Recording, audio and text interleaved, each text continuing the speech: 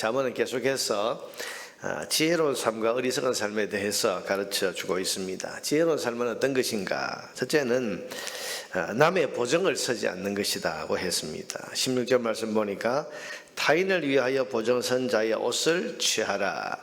외인들을 위하여 보증선자는 그의 몸을 볼모 잡을지니라. 보증선자를 믿지 말라. 그리고 보증선자에 대해서는 그 옷을 취하든지 아니면 그 몸을 볼모 잡든지 그렇게 하라, 이런 말인데, 여러분 이것은 보증을 서는 것을 부정적으로 좀 보면서 하시는 그런 말씀입니다. 여러분 성경은 보증을 선하지 않은 것이라고 말하고, 특히 이 잠언은 여러 곳에서 보증을 서지 말라, 그 말씀을 거듭하고 있습니다. 여러분 사실 보증이란 것은 어떤 의미에서는 우리가 참 어려운 사람을 도와주는 일 같기도 하고, 또 그것을 거절하는 것은 아주 매정해 보이는 그런 일같이 느껴지기도 합니다. 그런데 왜 성경은 보증에 대해서 선하지 않다고 그렇게 말씀하실까? 그것은, 이 보증이라고 하는 것은 내가 그 보증하는 그 사람을 책임진다는 것을 뜻하는 것이기 때문에, 이런 보증은요, 내가 그 사람에 대해서 책임진다. 우리가 지금 우리 사회에서 이런 보증을 선다는 것도 저 사람에 대해서 내가 책임진다, 그런 뜻 아닙니까? 사람이 어떤 실수나 잘못이나 죄를 저질렀을 때 내가 그 모든 것을 다 책임지겠다, 이런 뜻인데, 여러분 책임진다고 하는 것은 뭡니까? 내가 그 사람의 주인이 된다, 그런 뜻이기도 합니다. 주인이니까 책임지는 거죠. 내가 저 사람 인생에 대해서, 저 사람의 삶에 대해서 내가 책임지겠다, 내가 주인이다, 그런 뜻이라는 의미입니다. 여러분 사람이 사람의 주인 노릇을 할 수 있습니까? 또 사람이 다른 사람의 삶을 책임지는 그런 존재가 될 수 있겠습니까? 아닙니다. 사람은 자기 인생에 대한 책임을 질 뿐이지 다른 사람의 인생까지 책임질 수 있는 그런 존재가 아닙니다. 또 사람은 다른 사람 인생에 주인 노릇을 할 수가 없습니다. 우리 인생의 주인은 하나님밖에 안 계시고, 우리 인생을 책임져 줄 수 있는 분도 하나님밖에 없습니다. 그러니 남의 인생에 보증을 서겠다는 것은 어리석다기보다는 교만한 것입니다. 내가 할 수 있는 내 권한, 또 내 능력의 범위를 넘어서는 것입니다. 하나님이 주인이시고 하나님이 그 인생의 책임을 지시는 건데, 내가 그 노릇을 하겠다. 그래서 어떤 사람은 말하기를, 보증은 내가 그 사람이 하나님이 되겠다고 하는 것과 같은 그런 아주 오만한 행위다, 그렇게 말을 했습니다. 여러분, 내가 저 사람의 모든 걸 책임지겠다, 이게 사람이 할 수 있는 일이 아니라 그런 말입니다. 그러니 사람은 남을 책임질 수 없습니다. 단지 도울 수 있을 뿐입니다.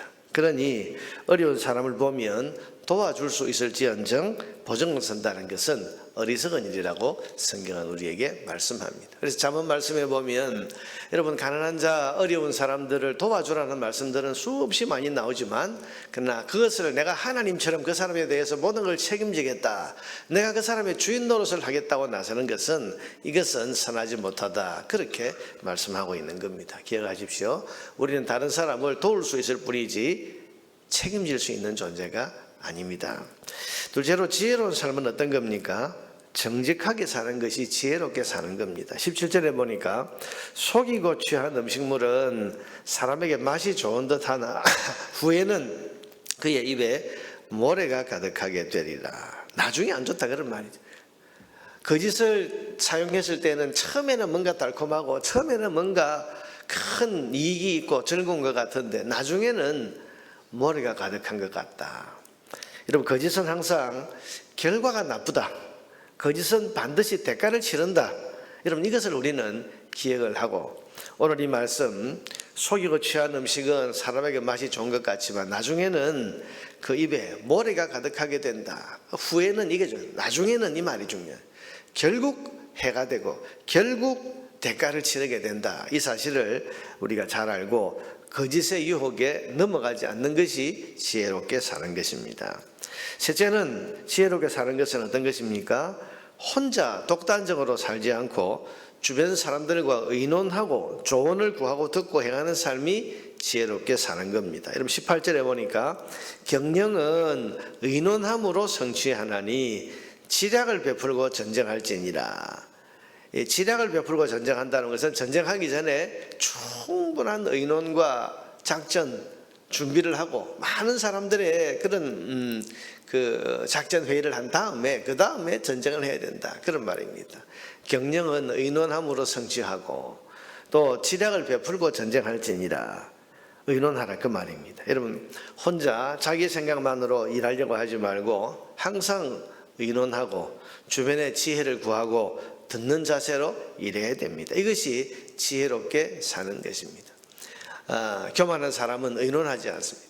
교만한 사람은 자기 생각이 최고인 줄로 알고 다른 사람의 조언에 귀를 기울이지 않습니다. 근데 이게 어리석다는 것입니다. 그래서 성경은 의논하고 지혜를 구하는 조언을 구하고, 그래서 그 주변 사람들의 조언에 귀를 기울이고 듣고 행하는 것이 이게 지혜롭다, 그렇게 말씀합니다. 넷째로 지혜로운 삶은 어떤 삶입니까? 남의 뒷담화를 하지 않는 것이 지혜롭게 사는 것입니다. 19절에 보니까 두루다니며 한담하는 자는 남의 비밀을 누설하나니 입술을 벌린 자를 사귀지 말지니라. 이런 사람과 사귀지 않는 것이 지혜롭다. 두루다니며 한담한다, 여기저기 다니면서 남 이야기를 자꾸 하는 사람, 이런 사람과는 사귀지 않는 것이 지혜롭다. 이렇게 살지 말라, 그런 말이죠. 여러분, 제가 살아보니까 남의 말하는 것은 반드시 그 사람 귀에 들어가게 되어 있더라고요. 아무한테도 말하지 말고 딱 니만 알고 있어. 여러분, 이 말은 그 사람한테만 하는 게 아니고 또 다른 사람한테 가서 또 그 말을 또 하게 되어 있습니다. 여러분, 내가 친하니까 내가 당신한테만 하는 말인데, 이렇게 말하는 사람은 결국 나에 대한 이야기도 다른 사람들에게 그렇게 이야기할 사람입니다. 두루 다니며 한담한다, 어디 다니면서 늘 남의 뒷담화를 하는 것. 여러분, 결국 그런 말은 돌고 돌아서 그 사람의 귀에 들어가게 되어 있습니다. 그러면 관계가 얼마나 불편해지고 갈등이 일어나겠습니까? 그러니 두루 다니며 한담하는 것, 즉 남의 뒷담화를 하는 것, 이게 지난번에도 말씀드렸지만 뭔가 좀 재미있고 짜릿하긴 하지만 여러분, 결국 이것은 선하지 못한, 지혜롭지 못한 것입니다. 이걸 하지 않는 것이 지혜이고 또 이런 대화를 끊어버리는 것이 지혜입니다. 마지막 다섯 번째로 지혜로운 삶은 어떤 삶입니까? 부모를 원망하거나 저주하는 사람은 아무리 똑똑해 보여도 어리석은 사람입니다. 20절에 보니까 자기 아비나 어미를 저주하는 자는 그 등불이 흑암 중에 꺼짐을 당하리라, 망한다, 그런 말입니다. 하나님께서는 부모를 공경하라고 하셨는데, 부모를 저주한다는 것은 첫째는 은혜를 모르는 자고, 둘째는 그 부모를 주신 하나님을 원망하는 자고, 셋째는 자기 위에 세우신 권위를 인정하지 않는 교만한 사람입니다. 자, 보세요. 은혜도 모르고 하나님도 원망하고 자기 위에 권위도 인정하지 않는 그런 아주 교만한 사람, 부모를 저주한다는 것은 이런 사람입니다. 은혜를 모르는 인생, 하나님 원망하는 인생, 교만한 인생. 여러분, 이런 사람이 어떻게 지혜로운 삶을 살아갈 수 있겠습니까? 부모를 원망하고 부모를 저주하는 그 한 가지만 봐도 이 사람은 잠언이 말하는 모든 지혜가 없는 사람, 어리석은 사람, 교만하지요, 은혜를 모르지요, 하나님 원망하지요. 그러니 이런 사람은 지혜롭지 못한 인생, 어리석은 것입니다. 사랑하는 여러분, 오늘 아침에도 하나님께서 우리에게 지혜로운 삶에 대한 말씀을 주셨습니다. 남의 인생을 내가 책임질 수 있는 것처럼 교만해서는 안 된다. 또한 정직하게 사는 것이 결국 지혜롭게 사는 것이다. 거짓은 결과가 좋지 않다. 혼자 독단적으로 살지 않고 여러 사람들과 의논하면서 행하는 것이 지혜로운 것이다. 두루다니면서 한담하는 거, 이거 어리석은 거다. 그래서 이런 대화에 참여하지 않고 이런 대화를 하지 않는 것이 지혜로운 것이다. 마지막으로 부모에 대해서 원망하고 저주하는, 은혜를 모르고 또 교만하고 하나님 원망하는 이런 것은 아무리 똑똑한 것 같아도 이 사람은 어리석은 사람이다. 그러니 이렇게 살아서는 안 된다. 오늘 아침에 주시는 이 말씀을 이런 마음에 깊이 새기고, 주님께서 지혜롭게 사는 길이 이런 것이라고 말씀하시는 이 말씀을 우리가 믿음으로 받고 오늘 말씀이 가르쳐 주신 지혜의 길을 따라 걸어갈 수 있게 되기를 주의 이름으로 축원합니다.